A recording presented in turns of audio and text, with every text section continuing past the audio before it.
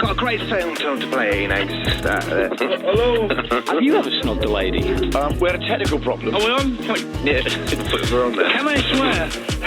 Shit! Welcome to Crunch and Roll, a podcast about the side of the radio industry that most people never hear about, featuring some of its most interesting characters. My name is John Fox, known to some as Foxy. The question you're probably thinking is, well, what qualifies you to present Crunch and Roll? Well, I worked my way through Kingstown Hospital Radio, presented commercial radio breakfast shows in some of England's biggest cities, and did a little bit of work for the BBC. Now, my guest on this episode is Dick Stone. He's a stalwart of radio management for forever. And judging by the amount of people who've mentioned him on this podcast and not said anything bad about him, he must have been a good one. Now, he's another guest who I have never met, so it was just really refreshing to hear his stories, like how he had to do an impression of another well-known radio character to land his first professional presenting gig. The name of his breakfast show, which you certainly couldn't get away with today, and also the time that he took some presenters hostage in the office. Okay, that might be a slight exaggeration, but anyway. Now, before we start, another reminder that if you enjoy the podcast and you are a regular listener, we'd be eternally grateful if you could support us on Ko-fi. That's just ko-fi.com/crunch and roll. And thank you genuinely to everybody who has supported us recently, including Jason McShane. Thank you, Jason. Alec Feldman, Robin Blemerez, top man is Robin, and John McAnally as well. We're going to go straight down to Dandy's and buy ourselves an Optimod. Okay, let's crunch and roll. Oh, yeah. Dick, how are you? I'm all right, thank you. Yeah, not bad. Clinging on. You look amazing. Thanks, mate. I grew this beard in lockdown because I got bored of shaving. And then thought, I'll carry on. And then this moustache got bigger and bigger, and in the end, I thought, it gives a feature to an otherwise featureless head. You and I suffer from the same thing. Yeah, Dick. yeah. It's an overabundance of manliness. That's what it is. That's what it is. I mean, I'm just waiting for mine to go grey, just because the ginger doesn't really. What? That's it. Mine went grey in sixth form. Did it? My hair went grey in sixth form. Yeah. Blimey. So by the time I was, in radio, like an old man. Well, I mean, look, I know of you. I would say, we were just talking, myself and Simon, who produces the pod, before we hit record. But I think you're probably one of the best known names in the industry. And I think would you agree with that? You're probably not going to agree. I'm not going to agree with that. But that's probably because I've got such a stupid name. Okay. Dick Stone you wouldn't choose that, although I did. So, because it's not my real name. Is it not? It's not my real name. No. I, half of it, the Stone bit's right. That's my real name. Yeah. But who would choose? Yeah, Dick Stone. I'll call myself that. That's going to go down really well. The number of spam filters and profanity filters that have blocked emails from me over the years. I'm sure there's jobs I've never had as a result of that.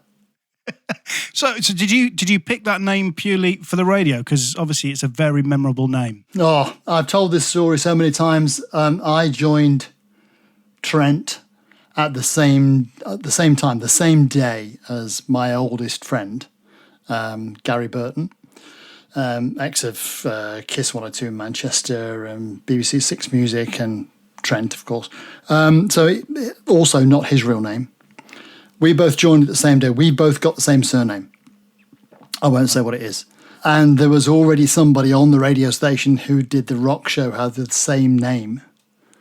And so Len Grote, also not his real name, at Trent said, you need to change your first name, and Gary, you need to change both your names, because there was somebody in the radio station with the same surname as him. So it has to have the right number of syllables to sing in a jingle. Of course. So I was okay. What are there any rules? He was like, no, just right number of syllables. So I chose Richard Stone. because it had the right number of syllables to sing in one of the jingles. And that was it. And then my best mate did one show as Gary Hopkins, but there was a newsreader called Hopkins, so I had to change it again. So then, yeah, I wound up on the air and it got shortened to Dick. And I was like, oh, God. But it got shortened to Dick by Andy Marriott, who did Breakfast on Trent in Derby. And then I realised he's called Andy Marriott and the mid-morning show presenter is called Andy Miller. And I was like, how come you can both have the same first name? Oh, we said no. I didn't know you could do that. So here we are, all this time later, walking around at conferences and all manner of things with the badge with Dick written on it. I could have said no. Do you know, I never knew that, though. That is amazing. And Radio, eh? I know, yeah. I mean, there are so many people in the industry John Fox is actually my name, but I mean, there are so many people in the industry who have changed their name. It's incredible, isn't it? It's remarkable. Yeah. And I remember at the time on Trent, the rock show was done by the late John Shaw and Mark Spivey, and they heard wind of this. So for one show only, they changed their names to Swinging Johnny Snenton and Mark Gartree Maximum Security Prison.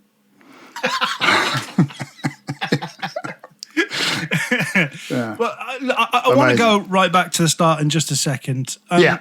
But firstly, can I say thank you for coming on, because I often think it must be difficult as somebody who spent a majority of their career in management. It must be difficult to come onto these type of things because, I mean, you're a nice guy. I'm not saying you're not, but there will be people listening who went, well, he never gave me that job that I dreamt of. Yeah, he fired me. Yes.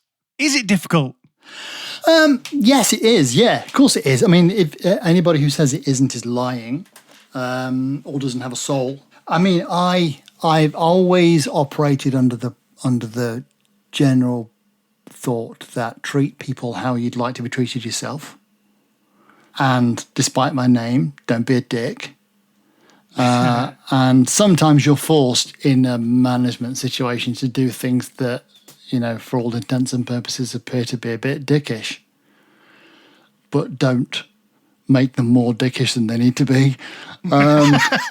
You know, and be honest about it. If you can be honest about it, be honest about it, and try and treat people with a little bit of respect. And that's what I've always attempted to do. I can't say I've always been successful at it, but that's what I've tried to do. But I mean, thank you for inviting me on to this podcast, because it's interesting listening back to, you know, numerous various different crunch and rolls before this.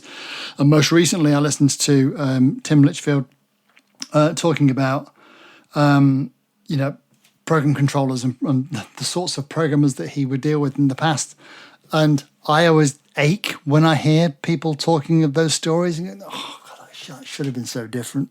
That should have been different. And, you know, I don't know who the people were involved at the time, but I always look at it and think, you know, the world of radio isn't unique in that it has some crap managers in it. I'm sure that people, if we wound up in a different world and you were doing a podcast about people who used to work in DIY stores, and if that was a thing, probably called Nuts and Bolts, and you know, there will be stories of crap managers.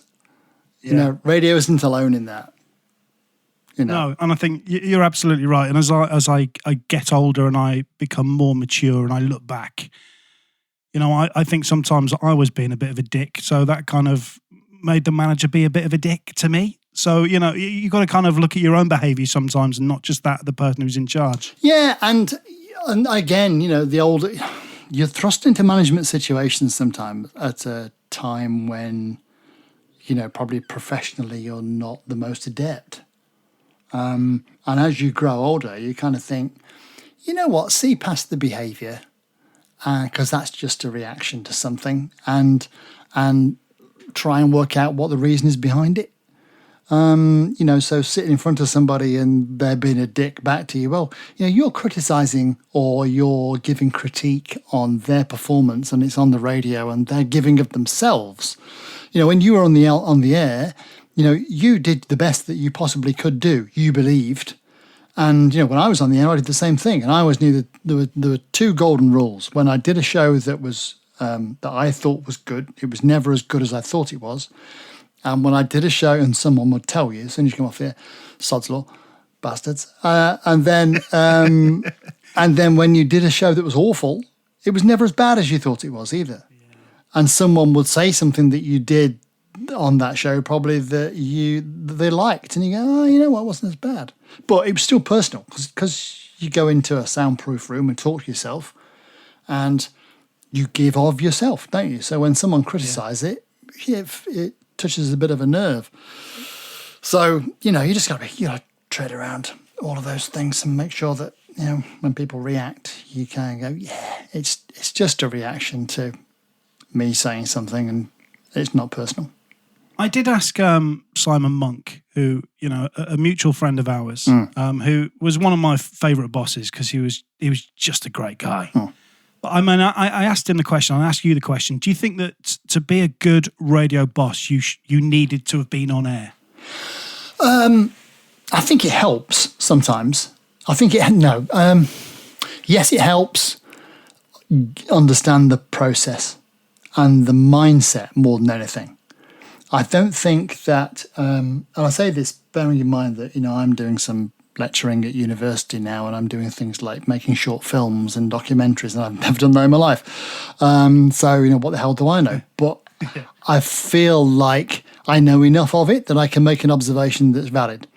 And so I think if you never were on air, you might be able to make a critique of something. But if you've done it yourself, some of the aches and pains and the worries and the paranoia. Radio people are paranoid. They are the most paranoid people I know. Absolutely, yeah. The stories I could tell, and maybe we will, of paranoid moments where I thought, you're kidding me? You thought that happened? No, it was just this. But, there were several different chains of events that ended up in a world of pain for somebody somewhere else. That was all just made up because paranoia. Let's go right back to the start then. So whereabouts are you from then, Dick? So I'm from Derby, right in the middle of the country. So I was born in Derby, and my first foray into anything radio was at home at my parents' house. We had a huge, beautiful Bush radio that didn't work. And I remember, it would have been probably about the age of 12 or 13 or something like that, I decided that, knowing nothing about electronics or anything, I'd try and make it work. So I took the back off, did electrocute myself once, realised that a few of the valves in the back weren't lighting up, and there was an electronics shop in Derby, so I went and got what I thought were the right valves, no idea what I was doing, plugged them in, hey presto, it worked. So then would listen to their own, go up and down the dial, literally up and down the dial, spend hours going up, just listening to various radio on AM and FM and long wave, just listening what was there. And, I would listen to Tom Brown's Top 20, 5 o'clock on Sunday on when Radio 1 had FM for 2 hours. So listen to that, and then I would do what everyone did at that time, which was, record songs off the radio with a cassette. So I would listen to the mechanics of radio. And that was an interest, a big interest. That just started to eat more and more of my time, just listening to the radio. And then I built a studio in my bedroom. When I say built a studio, I had 2 turntables. I didn't have a mixer. I had a series of switches. And a cassette recorder on record with no cassette in, and headphones plugged in so I could get the audio out. So it was like a mic amp. And I broadcast to the kitchen. I had a great reach. And and then my mum heard someone from Radio Link, the hospital radio station, on Radio Derby. And I can't remember whether she rang or I rang, or I can't remember what. But I ended up going to the studio, which is completely the other side of town, and spent an evening in this radio studio, and it was a proper radio studio, going, wow, this is amazing. I went back, didn't say anything to anybody for about a year because I was so shy. Didn't do a show, anything. And then about a year later, the aforementioned Gary Burton, not his real name, joined Radio Link, and he and I just hit it off. And then we ended up within a couple of years or so running the place, and we did a breakfast show because there wasn't a breakfast show. Hospital Radio, it only existed sort of 7 o'clock in the evening. We decided stupidly, let's get up and do a breakfast show 7 till 9 in the morning. So we did that. Whilst bearing in mind it took an hour to cycle across Derby at 4:30 in the morning to get there to do this breakfast show for free. This was all voluntary, you know. And so that was my first foray into radio, really, which was, I was there for 9 years. Blimey. Yeah. I don't look that old, do I? I think that's the longest stint in hospital radio anyone's ever spent. Well, the crazy thing was, I wanted to work in radio, but, you know, anyone who's been in hospital... Were you in hospital radio, John? Were you? Yeah, I was at Kingstown Hospital Radio, yeah. Oh, right. So, you know, the hospital radio fraternity, there are two sides. There's those that are in it for the charity, and there's those that are in it for the radio. And the two sides don't get on. Because all the people that want to fundraise and do the charity and do all that hate the people that want to work in radio because you're just transient. You want to go on to something else. So, yeah, it was a bit like that. But yeah, I was there for 9 years, and then Gary and I both joined Trent. This was in 1987, so you joined Radio Trent, which, you know, as we all know, went on to become this huge radio station. What kind of state of play was Radio Trent in 1987? Well, it was in pretty good state, really. David Lloyd did mid-mornings, John Peters was on breakfast, Steve Merrick did afternoons, and John Shaw and Mark Spivey did the evening rock show, which was legendary. Scrolling back a little bit, you know, I was never really interested that much in Trent because it was down the road, and Nottingham and Derby also hate each other with a passion, you know. And my station of choice, you'll be glad to hear, John, was always BRMB. So I would listen. Yeah. I would listen in Derby to BRMB. So I loved Les Ross. I would listen to, you know, I remember, you know, Nicky Steele and Brendan Kearney, and I used to listen at night to Ride of the Valkyries with Robin Valk. That was my bag. I loved BRMB and thought Trent was not it, but they were the closest. So, yeah, I remember I sent a demo. Gary and I both sent a demo, and he got an interview and I didn't. And then Len wrote back to me and said, "Be more like David Lloyd." So I did. I was angry. So I went into the studio in Hospital Radio and did another demo doing an impression of David Lloyd.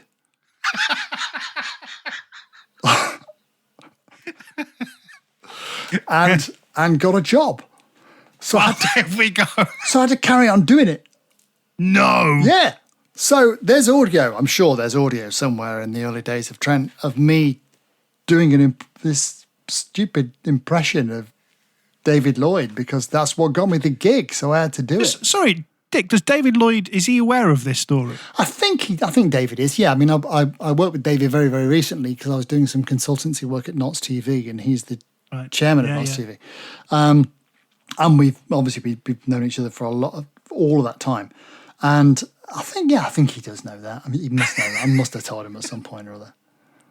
It's the things you do, honestly. Yeah. But then once I was in, then I could start to become myself a little bit more, you know, and develop your own personality. But Trent was just starting. I was just about to start the service in Derby because Derby wanted. So Derby hates Nottingham. Nottingham hates Derby, and we all hate Leicester.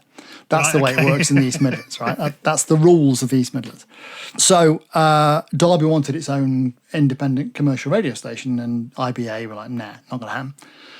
So in the end, after a long process, Trent expanded to include Derby, and so I was kind of, well, I want to be on that. I want to do that. And I'd been at Trent for about a year, there or thereabouts, before then. So I was doing swing. Gary and I were both doing swing across the East Midlands in Nottingham, Derby and Leicester. And then Trent and Derby launched, and a year later I ended up doing breakfast, and then did that for 9 years, thereabouts. So this is doing breakfast on Ram FM. Well, before it was Ram, it was Trent. Yeah. So it was Right. Okay. It was this is so confusing. Dude. Yeah, I know. This is so confusing. So it was Trent 9:45. So at the time when Trent launched Trent and Derby, and shortly after that, Gem AM then launched, because remember it was the use it or lose it with the AM. So you had to either do something with it or you'd lose the frequency. So Gem AM launched. So it was Trent 9:45, Trent in Derby, and Trent 9:99 in Nottingham. So I started breakfast on Trent, then Capital Radio bought the company, Midlands Radio, and didn't really want anything other than BRMB. So we had a year of Capital ownership and nothing changing. And then GWR came in and bought it, and then renamed Trent in Derby to Ram, which was a sensible move because, as I say, Nottingham and Derby don't like each other, and Trent's a Nottingham word. And overnight, I mean, I think, changing the name pretty much double the reach. I mean, 9 years on breakfast is an incredible achievement. I mean, fond memories of doing the breakfast show for 9 years? God, yeah. I mean, the crazy thing is, I occasionally meet people who remember when they were growing up and listened to the radio, and they remember Dick in the Morning, and then they realise it's Is that me. what it was called? Dick in the Morning, yeah. Oh, brilliant. I had jingles that said, "We love our Dick in the morning." No complaints. I would say not one complaint, right? No complaints. I had people who would come on the phone and would shout, "We love our Dick in the morning." And these are the callers, I had one that was turned into a little ident that was someone saying, "I turn on my Dick in the morning." And, it's bizarre. I mean, the material was endless, wasn't it? Yeah, absolutely. Yeah, but it was great. I had a great time. I did the show on my own. I remember the days I always used to love, and you remember this from those heady days of commercial radio when it was snowing, and you go, "Oh, I'm going to get an audience. This is going to be really good." We're going to get. We're a bit of a sick bunch, really, aren't we? We are, yeah. The weather's bad. They're going to need us, and so yeah, it was good fun. It was really good fun. I mean, don't get me wrong, I was not the best at doing the show, and I was a good enough programmer in the end to realise that I shouldn't be on the air. So at the first opportunity, took myself off the air. Yeah. I mean that we've got that written down in our little bit of research. That, you were the jock, and then you shouldn't. Just some general advice. Don't Google Dick Stone. It's not something you want. You'll get your computer taken away in a plastic bag. I do work for the police now as well, so I need to be very careful. Yeah, you got to be very careful. Yeah. You, So, I mean, you want a VPN, that? Yeah. So I'm using Simon, our producer's computer. It'll be absolutely fine. So, I mean, we've spoken to quite a few guests who were jocks and then went on to be PDs. And I would say in general, most of those people didn't enjoy that. I mean, but I think that's because they preferred being a jock. But when you became the PD, did you instantly realise that management was your thing? I remember the day it happened. This would have been in GWR. I'd come off breakfast. I was doing afternoons and I hated it. It was just boring. Not because, the typical slap of, it was Lannick radio and all that. But it was a bit dull. And I remember I was giving someone we were just going through some audio or something, and doing a coaching session with somebody, and the show was supposed to start at 2:00, and it was 5:02, and I suddenly realised, oh shit, I'm on the air. So I had to quickly cut the session short and run through to the studio. And that was the moment then I realised, you know what, I'm getting as much of a kick out of doing the programming thing than doing the show. And then what happened, because we all, those people who are ever on the air, you do a link, especially if it goes the way you've planned it, fabulous, and it works, and you think, yeah, that was great. You've hit the vocal, you hit the post, you've done whatever, you've played the caller out, it's gone, you've got a great caller, they didn't just go, thanks, they reacted, all of that. And it's a punch the air moment. And I found that chatting to presenters and doing coaching sessions or whatever, you'd make suggestions, talk about stuff, whatever, they'd go on the air and do something, and you'd hear something I would hear something on the air that was as a result of something that we'd said. Yeah. And had the same punch the air moment. So I sort of carried on, I suppose, on the air vicariously through all the presenters. Here's a question for you, Dick. So you come off breakfast on RAM after 9 years. You then, of course, the gaffer, you have to put somebody on the breakfast show to replace you. Did you find somebody that was better than you? Oh, God, yeah. that was a low bar. I just thought, let's not, beat around the bush. We've all got egos. I would say presenters. We've all got egos. Even if we deny it, we have got egos. Yep. I mean, for you to listen to the person that's replaced you, having had a really successful breakfast show for 9 years, that must have been quite tough. No, not at all. No, I was keen to get off. And I think I prefer doing breakfast than doing afternoons, as I said, and we needed another breakfast show, and I was thinking, right, okay, we need to build something.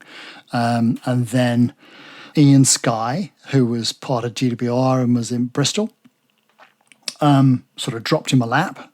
I remember Dirk Anthony ringing me up saying, you're nicking Ian Skye. I was like, he applied, mate. So I was like, okay, move on.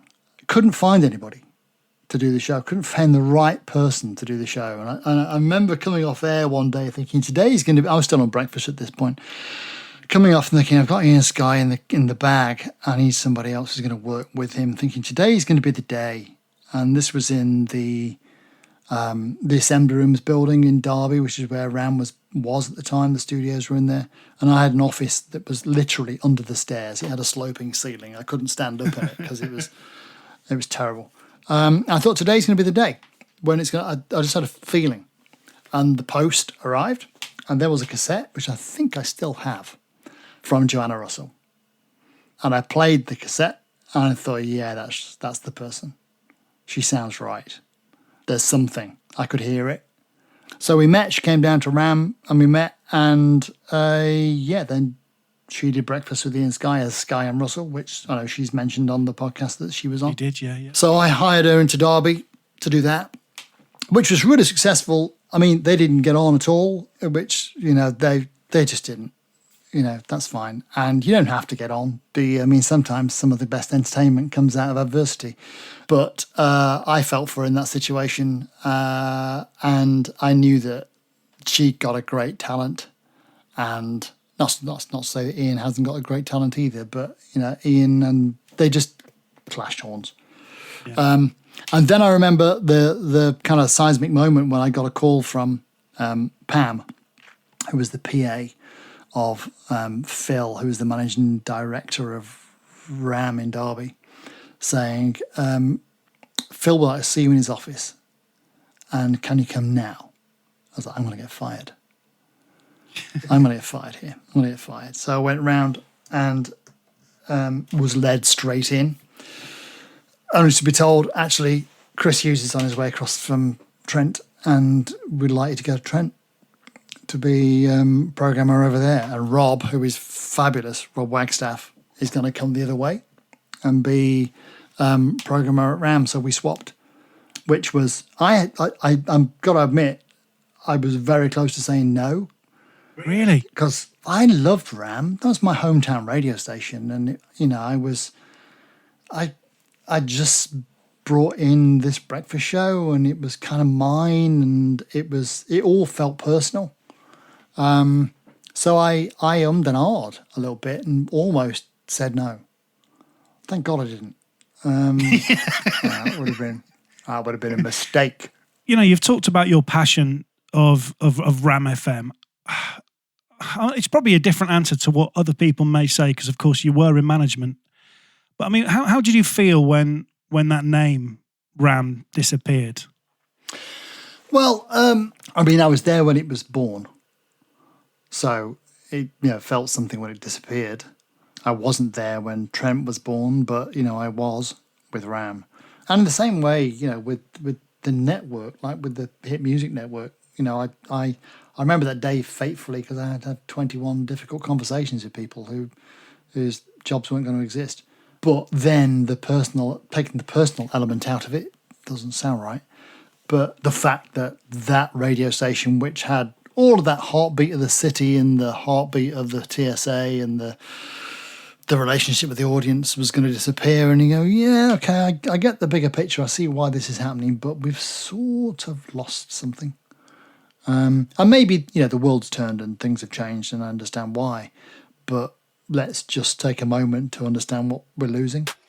Is this going out, or is it just in our headphones? The hamster's fine. It was a technical problem. You heard something on air you shouldn't have done. Oh, yeah. You go to Trent FM, which, I mean, it was one of GWR's crown jewels, if not the biggest jewel on the crown. It made the most money, right, out of all the group stations. I think Essex made a bit more at one point or other, but Trent made a load of money. It's a very profitable radio station. What do you think was so special about Trent? I think that right from its very early days, in the days when I first joined, and the likes of the legend that is John Peters and David Lloyd, particularly David, it just understood the TSA. It's not rocket science. It's pretty straightforward. If you've got a radio station that just has the pulse of the area that you're listening, that it's serving, and serves it. I remember Chris Hughes, who hired me, was a program controller when I first joined, and taught me everything I know about radar and everything. Chris used to say to me, the difference between BBC Radio Nottingham at the time and Trent at the time is that Trent is proud of Nottingham, and Radio Nottingham thinks that Nottingham should be proud of it. And that was the difference. Trent was just proud of Nottingham, hugely proud of Nottingham. I mean, we did a campaign that wasn't really a campaign. It was just a thing we did, whereas we just started calling Nottingham the world's best city. And we just did it. We just said it, as a matter of fact, Nottingham, the world's best city. And it actually caught on to the point that the city council had a meeting and asked in the chamber, does the council believe that Nottingham is the world's best city? Yes, we do. And, it was bollocks. Of course, Nottingham isn't the world's best city, but it believed it did. It had that sense of belonging, and the station felt like it owed Nottingham a lot and was proud of it. And so it was just a virtual circle. The station loved the city loved the station, and ever onwards.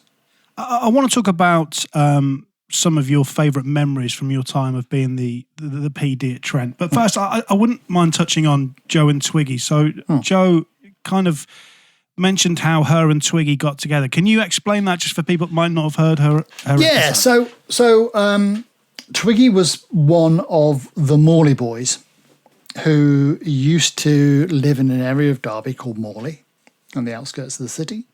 And there was a number of them, and Twiggy was one of them. And they used to ring up Andy Miller, who did mid-mornings on Ram, Trent, back in the day. They used to ring him up, and they were all mates, and used to go to the pub together, etc., and just have a laugh. And this was their local radio station, so they would just ring him up and mess about. And they would.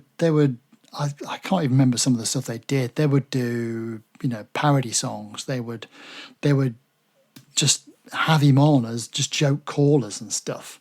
And it ended up this sort of symbiotic relationship with Andy Miller, that is, and Andy Twigg and the rest of the Morley boys, that if he wanted something, he would ring them because they would be there for him and they'd give him some great content.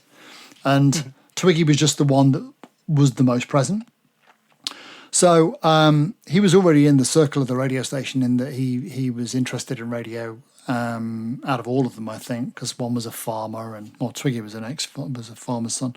So, yeah, he ended up being the events person at Trent and RAM. And it's to Rob Wagstaff's credit, because when I was at RAM before the swap happened, Twiggy did some Saturday morning shows, I remember, solo, and that wasn't really his shtick, that at the time. It wasn't what he was great at doing, solo shows. But it was Rob that when Ian Sky went and Joe was there, that put Joe and Twiggy together, and the show at that time was called Joe and the Morning Crew, because everything in GWR was called Morning Crew, wasn't it? God, yes, it was. The Morning Crew. God. Yeah. So, yeah, it was called Joe and the Morning Crew on RAM. So I remember having a meeting with, it would have been Jeremy Miller, who was the BPR consultant, because they would come round, wouldn't they, once every 6 months or 3 months or whatever, and come in and tell you what you're doing wrong and then leave. But Jeremy and I got on well with all of the BPR consultants, thinking about it, but they were all great, I thought. But Jeremy was really good, and he said, the station that Trent, that we were sitting in, the breakfast show is not really performing. But over here at RAM is a really good show that's got a glass ceiling, because there's only so far it can go. There's only so much you can do. With the size of the market, the size of the budget, all of that. So I reckon we should bring him across to Trent. So I remember the time when we did it, and we had a meeting individually with Joe and Twiggy, and then together, and they almost said no. Yeah, they almost didn't do it. And the thing that, bearing in mind, I think, and I won't pin my entire broadcasting reputation on this, but I think we doubled their salary from what they were on in RAM, but they still almost said no, because again, same thing. They were having fun at RAM, and they had a freedom on all that. And we also wanted to change the show name to Joe and Twiggy, because that brought Twiggy's name into it, which was important. It was also unique. It was different, and radio's born out of recall and people remembering what they heard, and if it's an unusual name, they'll remember it. So we were like, yeah, Joe and Twiggy, that'd be good. So yeah, thank God they said yes eventually, and so Joe and I were reunited, and she came to Trent along with Twiggy. Now, just I want to touch on the word crew there. I don't want to put words in your mouth, Dick, but you had a good time for GWR, you had a good time for GCAP, I would guess. But there were certain things which, and I had a great time with GCAP. I've got no complaints. But the word crew was one thing that when myself and Tom moved to 210, we said, we ain't no crew. Like, please. Were there little things that used to bug you a little bit? Oh, God, yeah. I mean, yes. In every single position, in every single thing I've ever done, there's been things that you go, that's bloody stupid. Okay. And, in an earlier life, maybe, certainly in the days, when I was starting out, I might jump up and down, get agitated about it and shout about it or whatever, and then, probably give myself an ulcer and think, yes, you know what, it's not my train set. And if you want to do that, if I say no and I jump up and down, it's still going to happen. The difference between it happening, because it's going to happen, and here is me getting really agitated about it, and it's still going to happen. Yeah. That doesn't mean that I just turn over and go, yeah, okay, whatever. Yeah, fine. I will say my piece. I learned early on that, if someone asks you to give your opinion, because that's what they asked. And so they might not like it, do it respectfully, no problems at all, but it's just an opinion. And if you don't like it, you shouldn't have asked. So I would always do that. But then you go, yeah, okay, if that's what you want to do, all right. My hair fell out a long time ago. I can't lose any more. Yeah, absolutely. It's just not worth. It's just not worth it. I want to ask, what were your, I was going to say highlights, your favourite memories from your time at Trent? Oh God, we had great fun. I know that when Joe did the podcast with you, she talked about the Joe and Twiggy diversion, which we did through the city. That was brilliant. Well, when they were putting the tram in, it was years and years of roadworks, and that was great fun. I remember we did bras across the Trent for breast cancer awareness, and we tied. We stole that. You stole that? Yeah. Yeah. Carry on. Yeah, we did that across the Trent several times. I think we did about 5 or 6 times across the Trent, which was incredible. At its heyday, I had a marketing budget of £325,000. Jesus. There was no marketing person. It was mine to spend. So we did I remember we did, spell Trent out in your Christmas lights. And the best display that we pick on Christmas Eve or something wins a holiday in New York for New Year. And we'll give £1,000 to your neighbours either side so they can look after your house while you're gone. I love that. And it was just crazy. I mean, the stuff that we did, but it's great fun. It was just really good fun.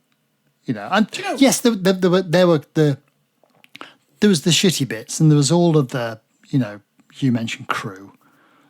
I thought you were going to say ARP, but I was intrinsically involved in that I was the one that was talking to Bill McMahon, the inventor of ARP, to turn it all into English.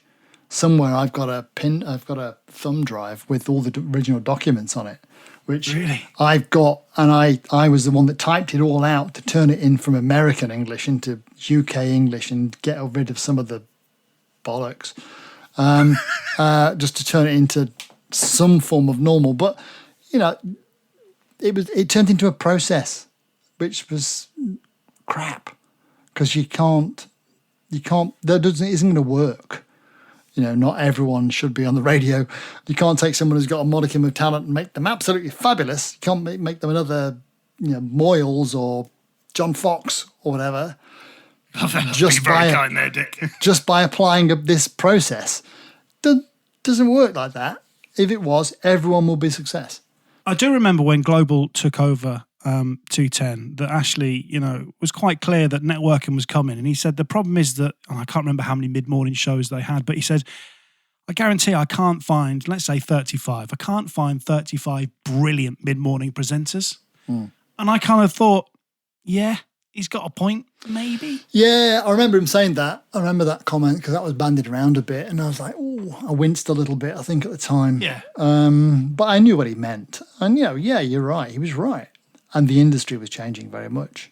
I remember those times fondly because Paul Jackson was in Capital at the time.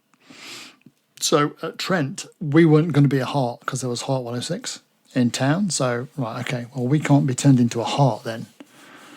So we were one of those stations that they didn't know what to do with. So Global came in and they bought the stations and they wanted to start to change the music on 210 and, GWR Bristol to a more heart-esque type playlist, which they couldn't do because the network went everywhere. So Paul Jackson rang me, and Paul and I got on really, really well. And he rang me and said, so what do you think we should do? I said, well, I don't know. He said, well, we could kind of amend the playlist. You could stay local until 10 o'clock and then fold back. So, well, that would be like 2 different radio stations. Overnight it would be soft AC, and then during the day it'd be CHR. So it was crazy. And he's like, yeah, okay. Well, why don't you run a network then? I was like, what do you mean? He said, well, could you network it out of Nottingham? I said, yeah, okay. 24/7. All right, yeah, fine. All right, yeah, we could do that. When do you want that? Thinking this will be months away, 2 weeks? Right, you can do it in 2 weeks. So, is that when your hair started? That was when the hair really fell out. That was when the whiteboard in my office got a lot of use. Yeah. All the things we had to do. So we built, and I say it was a we because it was me and the team who were there in Trent at the time, and we built a 24/7 network, for all those stations that weren't going to be Heart. So it would have been Nottingham, Derby, Leicester at the time, still Beacon and Mercia, and who else would it have been? There was 1017. There was Watford. There was Mercury. All those stations. So we carried network. We made the network in Nottingham. So that was the Hit Music Network. That was the Hit Music Network, yeah.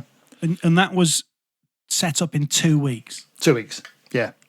2 weeks. I mean, did you sleep at all? How do you even begin to set up a network in 2 weeks? Well, we had, obviously GWR were doing networking in any case. So mid-mornings we had Mark Dennison, so that worked. He could do network, that was fine. We got James Lloydie Lloyd on afternoons. I got Joe and Twiggy on breakfast, obviously. So I had to find evenings. Basically, it was evening. It's always as always happens when you build any kind of station, 24-hour, 7-day-a-week station. It's the arse end of the weekend that's always the problem. The big shows are easy to fill. It's what do you do about weekend overnights? Oh, shit.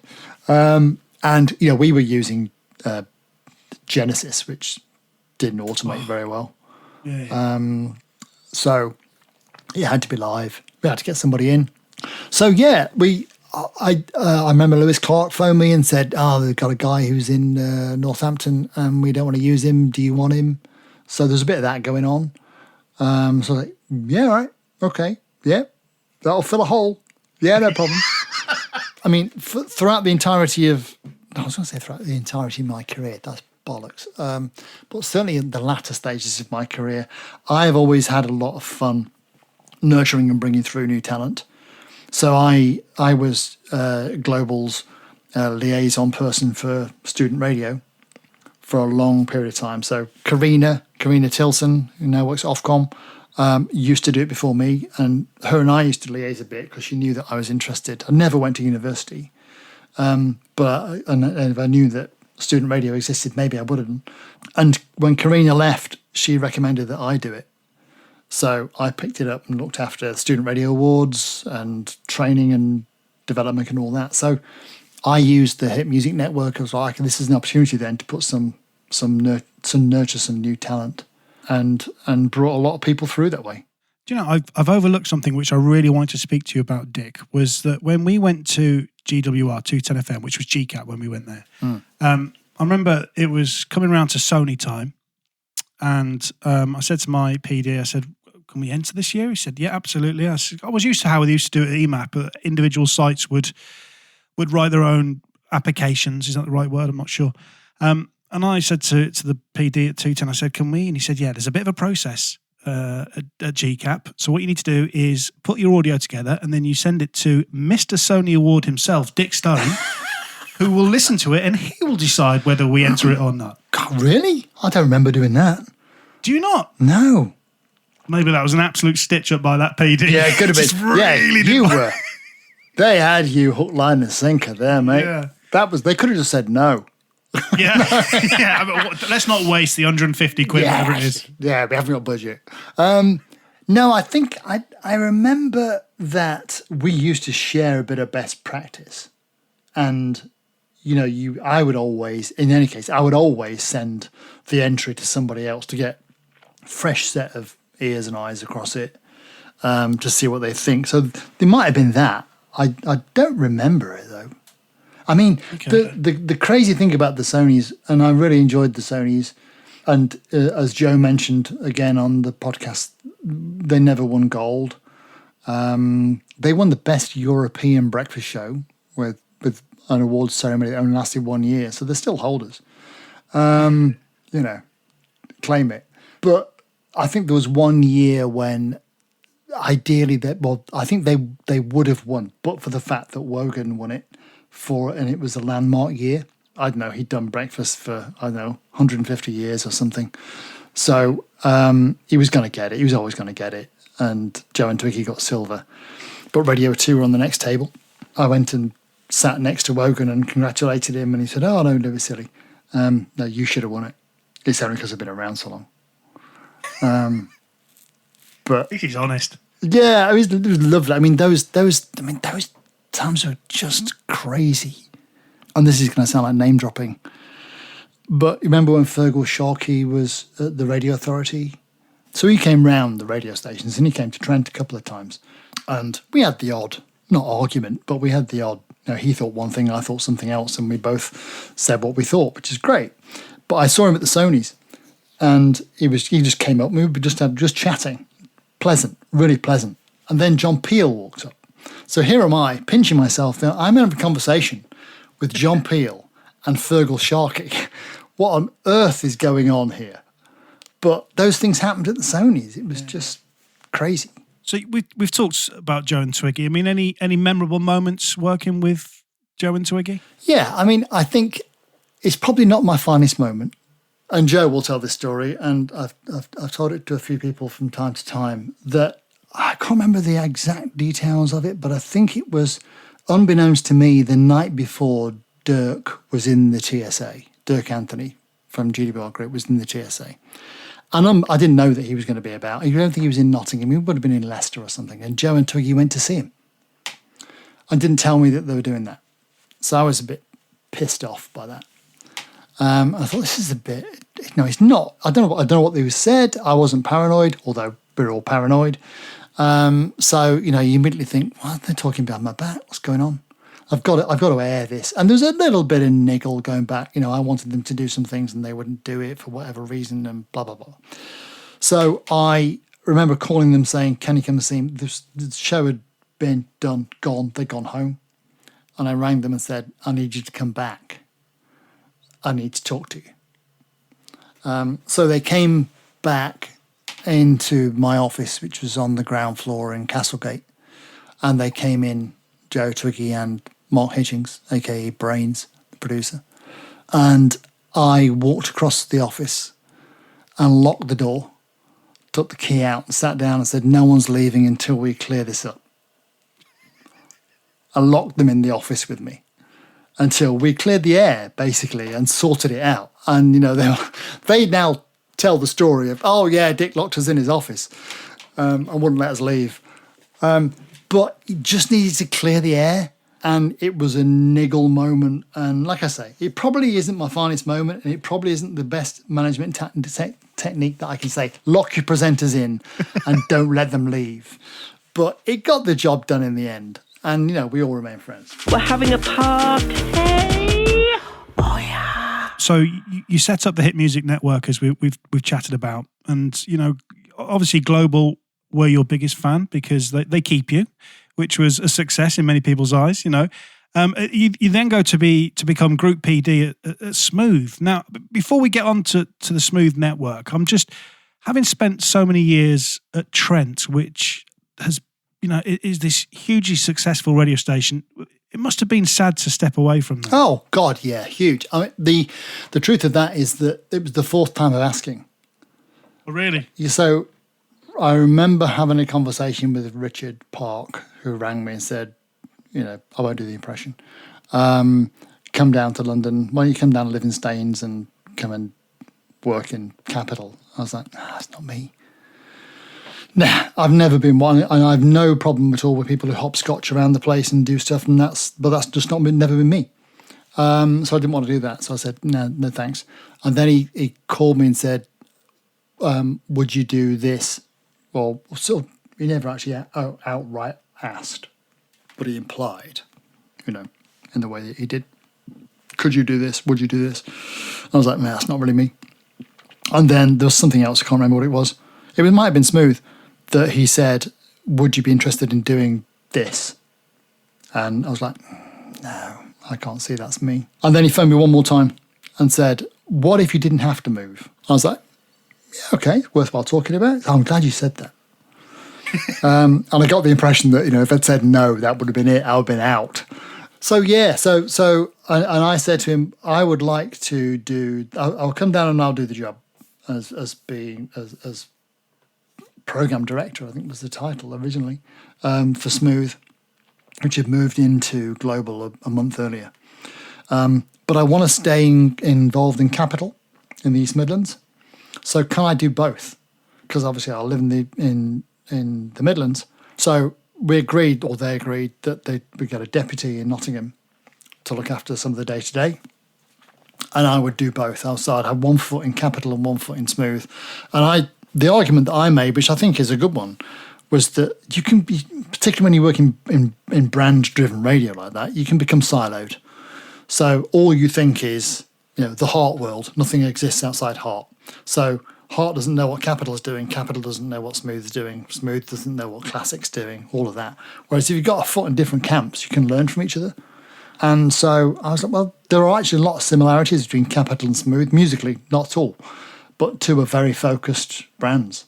So there are lots of similarities, so they can learn from each other. And the network wasn't a network. So it was going to set up another network again. Just like the days of the Hit Music Network. I had a bit longer than 2 weeks. So I moved into Smooth. It was all national. So Simon Bates on breakfast, Lynn Parsons mid-mornings, afternoons was Pat Sharp, I think, and then Drive was David Jensen, and then evenings was Carlos. So the idea from Global was, let's put local breakfast and drives back in all these regional sites. So we want to do this in March. This was in November. Go out and find people. It's like, shit. I was going to say. I mean, you've obviously faced a lot of challenges to build up to this point in your career, but was that the biggest challenge yet? Probably, yeah. I don't know. Maybe, yes. It probably was the biggest. I mean, starting the Hit Music Network in 2 weeks was quite a fairly big challenge, and then turning all that into Capital was good fun. But yeah, I think it was finding, because Smooth is and was the station that is it's not like running a Capital, and I couldn't go to student radio or bring some people because they don't know who Michael Bublé is. So they've got to have some musical gravitas. So you couldn't get first timers. So it had to be people that had got some years, some knowledge, some musical and broadcasting legacy behind them. And I'm proud to say that the people that I hired, particularly obviously Breakfast that exists on all the Smooth local sites. So Gareth Evans, who does East Midlands, is still there. Nigel Freshman, who does West Midlands, is still there. Darren Parks, who does Northwest, is still there. Steve Coleman, who does Northeast, is still there. John McCauley was still there in Scotland, but retired, and is legend, an absolute legend. You should get him on the podcast. John McCauley is a lovely, lovely, lovely man, and has some wonderful stories. He's the Wogan of Scotland. They're all still there doing the same shows that I hired them when we launched the Smooth Network in Global. So you do Smooth Network, managing editor Capital, East Midlands. Yep. Regional managing editor for Mids and West.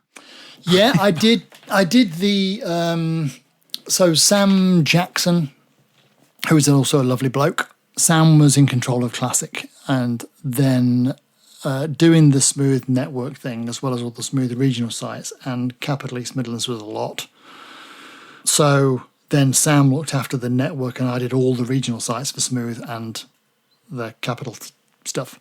Right towards the end, I did regional managing editor for Midlands and West, which was all the stations in the Midlands and South Wales and the West Country.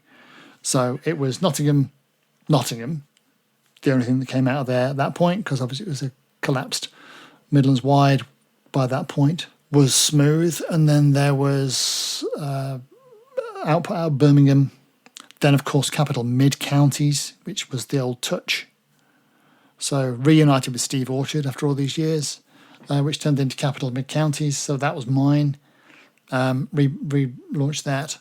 And then it was Heart in Bristol and the West Country, and Heart in South Wales, and Smooth in South Wales. It was good fun. A lot of time on a train. I was going to say, I can't even begin to imagine what a nightmare that must have been, trying to overlook all those sites. Just incredible. It was not bad. It was all right, actually. I mean, I just harken back to the days of when, the aforementioned Simon Monk and I worked together, and he was at Wyvern, and it was one of the sites that I had a sort of a square. So Gloucester, Worcester, up to Wrexham, across to Nottingham, and then down to Harlow in Essex. That square in the middle of that, all that was the ones that I looked after. So you just kind of get your head around it. You can't listen to more than one thing at once. I can listen to probably about 3 shows at once at the same time now. But you just, it's all right. I mean, like I say, you just try and treat people how you'd like to be treated yourself as well, you know. You then leave Global. Yeah. No, I was... so the pandemic hit. Right. And, you know, advertising went south everywhere. Do you know what? Forgive me, Dick. The reason why I went quiet is because this is probably, if anybody was going to be chatting to you, this is the burning question as to why you left Global, I think. Ah, okay. Because I mean, you had such an amazing career with Global, GCAP, GWR, you know, then suddenly for it to stop. Yeah, I so the pandemic hit and I was made redundant out of Global. So fair enough, you know, shit happens. That must have been a hard pill to swallow after all you'd achieved for them. Yeah, it was a hard pill. Yeah, it was at the time. It took a long time for me to get over it, I think. But that, you know, it was more like everyone did what they had to do, and I don't feel badly as a result of it. And, you know, I had a great ride. I really enjoyed it. Would I prefer to have stayed? Yeah, absolutely. Do I miss radio now? Hugely. I would give my right bollock to be working in a radio station again. Please get in touch. Yeah, I miss it immensely. And I had a little bit of re-entry into radio last year for 3 months, which we might talk about. But it was like a grieving process, really. Because the reality is I hadn't actually moved throughout the whole of that 33 years. 33 and a third. I had an LP. So I hadn't moved. I still lived in the same place. I still, you know, I largely still went to Nottingham, and then all of a sudden that ended. It did hurt a bit, and it took quite a while to get over it. Can I also say that you're the first guest out of everybody we've had so far that hasn't used the word sacked? So from what I'm building up from what you've said, throughout your 33 and a third, you were never given the boot. No. Never fired. So that must have made it even harder. Yeah, I think I think you're right. I think you've hit the nail on the head. That was the thing that made it the worst thing, because I'd never been fired. I'd never had a contract not renewed. I'd never had I've been moved sideways a couple of times, I suppose. I was put at risk of redundancy once, but then, no, I think they said, or we could make you redundant. I was like, no, I don't want to do that. Oh, thank God you said that. But they actually legally had to offer me redundancy, which I didn't want to take. So no, I'd never left the job other than moving to another job, like moving from RAM to Trent. It's the same company. So, you know, it was just a job title change and a position change. So no, I'd never been fired. So that was the first time. And I hadn't been fired. I'd been made redundant. That happens. Let's move on to Jack FM. I don't want to finish on a low because, you know, you've got an incredible career. Jack, how did that happen? How did suddenly the radio pop its ugly head back up? So I had been made redundant from Global, and that was at the end of August in 2020. And I think it must have been just as soon as September in 2020 when I got a phone call from Ian Walker, who I knew from the days of GWR and GCAP, because he was in the group at that time. And so Ian Walker was in Jack group, and he rang and said, do you fancy having a coffee?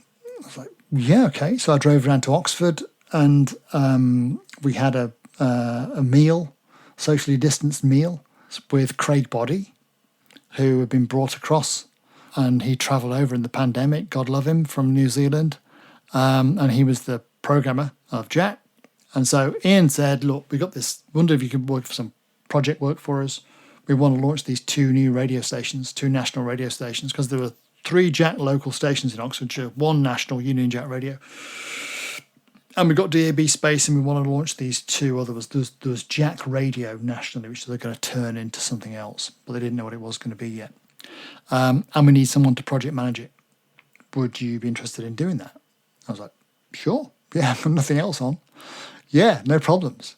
So I had a fabulous time. It was 2 months.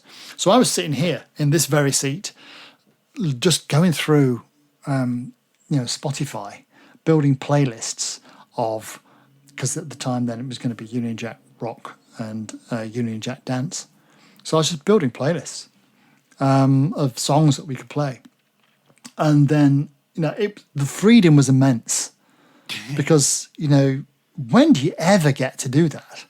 You just don't get a chance, do you? And I remember thinking, if this was in global, then, I would create a list, that's fine. But then there'd be several layers, quite rightly, of, it would go to, Richard back in the day, or it would go to Ashley, and then you never see it again. It'd be done. Fine, no problems. I don't have any qualms with that. But here was I sitting there doing it myself, and going, okay, we need more of that. Find some more of that. Of course, it all had to be UK artists, so that was the ball ache. So I created this list, and when we launched the stations, and then Craig announced that he was going to go back to New Zealand. So Ian rang me and said, would you do it full time? So I said, yes, but I'm not going to move to Oxford. So don't want to do that. I said, okay, fine, you don't have to. I mean, we've been living through the pandemic, so everyone's remote now anyway. So you can do it, but come down to Oxford a couple of days a week. So I said, fine. So that's what we did. And so built a team, started on the 4th of Jan 2021. At the end of that first week, everyone in the office got COVID. So that was a great start. But no, built a team with people, some people who I knew from days at Global, some people that I knew from student radio that I knew were bright, fresh, talented people. Some of obviously the team that were there at Jack launched Union Jack Rock, Union Jack Dance, which was absolutely great fun. And what they changed into by their demise was a bit different from how they started, because we just refined it a bit more, which is always the way in it with anything that you launch. You tinker around with it and improve it. And it went out with a radar that I was really quite surprised at how good it was. And had it only lived a bit longer, then I think it would have really, really come good. And what are you doing now then, Dick? So now I am not in radio. I think I said I had a brief re-immersion into radio last year for 3 months, just helping out a station, which I thoroughly enjoyed and was great fun. And that, I think, reignited something. I wandered in there thinking, actually, this isn't bad. All the tough conversations that you need to have, all the difficult situations that you're in, I can deal with them. I've done it before. So there's nothing here that surprises me, scares me, makes me not know what to do next. And that was the point where I thought, this is actually where I am the most comfortable. This is like coming home. But that ended, and that's fine. But yeah, what I'm doing and I have been doing is doing some lecturing at university, which is great fun. But, it's not in radio. But I've always been, right from the early days in GWR, I did the PC school, teaching people how to be programmers and teaching radio theory and all of those things. So I've always had a bit of a desire to do that kind of thing and nurture talent. So it's similar. And it can be, it is really rewarding and really fun, but I don't half miss radio. It's funny, isn't it? Because you're teaching people how to... Is it purely radio that you're doing, or is it... No, it's not. No, it's not at all. Right, okay. One of the modules that I'm starting in a couple of weeks is, I did last year, which is getting third-year students who are just about to graduate, getting them ready for the work market. So, it's sorting out what they want to be, what they want to do, these are media students. So it might be that they want to work in TV or marketing or digital marketing or gaming or whatever it doesn't matter. But it's getting them organised so that they can refine what it is they want to do, build a contact lists, network it effectively, all of that. So that's great fun. It's really good. And I love doing that. And there's a few other modules that I've been working on, which, range from creative documentaries to making short films and all manner of things, which again is good fun. It's really good fun, but it's not radio, and I do miss it. It's funny, isn't it? Because I don't work in radio anymore, and at the moment I don't miss it. Really, but I think it's because my fingers were burnt towards the end, working for the BBC. It wasn't, and the fun that we had in commercial, to then go to the BBC, and it was just a very different beast, and I didn't enjoy it particularly. So I think that I'll always love radio, but I think it was quashed slightly by, I wish it hadn't ended there. If you see what I'm saying, And I think if Jack hadn't come along, I might be exactly the same place. Yeah. Because, I think when I exited Global, for all the reasons that we said, first time I'd ever left a job like that wasn't my own doing.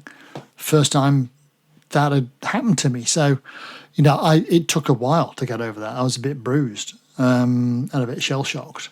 And so I think if Jack hadn't come along and given me that freedom at that time to do what I was doing, then I would have been exactly the right place. Well, you know what? Maybe I've had enough of radio. And I didn't listen. I didn't listen for a long time. No, I haven't listened. It's funny. My listening habits have changed dramatically. I listen to a little bit of radio. I do listen to some radio, but not a lot, not as much as I used to. And when I do, I listen to it very differently. You critique it a lot faster. Do you still sit in the car, and when someone sat beside you and you're chatting away, do you tell them to be quiet to when the presenter's on, as opposed to the link starting? Shush. Yeah. I can hear this song anytime I want to. I can only hear this bloke talking now. I need to hear it. Yeah, yeah. It's great. It's weird, isn't it? We are straight, and I said this. I remember saying this to students, student radio people. Radio people are weird. We're all weird. We go into a soundproof room and talk to ourselves with no real idea that anyone's listening, and the hope that they are. And yes, okay, you can get feedback via phones in the old days, social media nowadays, but you might not see that also, and you could ignore it in any case and sit in a quiet room with the lights off, talking to somebody, your imaginary friend who you hope is listening, and pouring your heart out or whatever, and then that's your job. That's weird. It's straight. I'm sure that there are lots of strange people in other walks of life, but there are an awful lot of strange people in radio. Do you know the other thing that has surprised me doing Crunch and Roll, which perhaps it's this podcast which is scratching my radio itch. I'm getting to set in, and I said to you, excuse the pun, set in stone, legends like yourself that people need to remember. Not that you're going to die, but it's funny that I got dark really quick. I spoke to your doctor earlier on. Got some news for you. It's interesting. Chatting to people that have been broadcasting for so many years that they're not used to somebody asking them the questions. And I see like the likes of Paul Carrington, who in my eyes is a proper legend, somebody who's been on the air for many years, said to me, I'm not used to this. Somebody asking me the questions. I feel very uncomfortable. Well, which is strange. No, but I think also, you touched on it earlier on. Radio people are egotistical. Yeah. And everyone loves to be loved.